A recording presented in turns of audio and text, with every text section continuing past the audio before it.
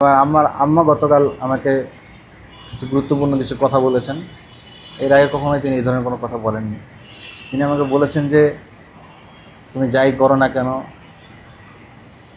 চেষ্টা করো ভালো, তবে অনেক আবেগ আপ্লুত হয়ে বলেছেন যে তুমি যা কথা বলবা, কথা বলার ক্ষেত্রে যাতে আর একটু শালীনতা থাকে। যত যাই হোক, প্রত্যেককে তার পর্যাপ্ত সম্মান দিয়ে তারপর যেন কথাগুলো বলা হয়, এবং সে যেই হোক তাকে যাতে প্রপার রেসপেক্ট দিয়ে, বয়সে বড় হলে তাকে শ্রদ্ধা করে, বয়সে ছোট হলে তাকে স্নেহ করে, খুবই মার্জিত ভাষায় যাতে আমি আমার কথাগুলো বলি, প্রতিবাদগুলো জানাই।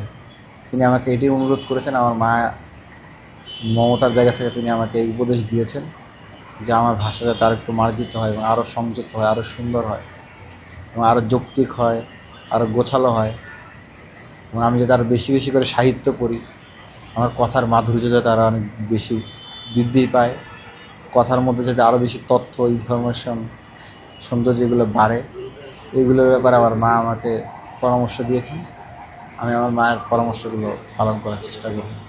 আমি আমার পরিবারকে অনেক কষ্ট দিয়ে থাকি, আমার পরিবার আমার মাধ্যমে অনেক কষ্ট পান, তবুও স্বস্তি পাই যে আমার পরিবার কষ্ট পেলেও আমার কথার মাধ্যমে কেউ না কেউ স্বস্তির জায়গা খুঁজে পান, কেউ না কেউ শান্তির জায়গা খুঁজে পান।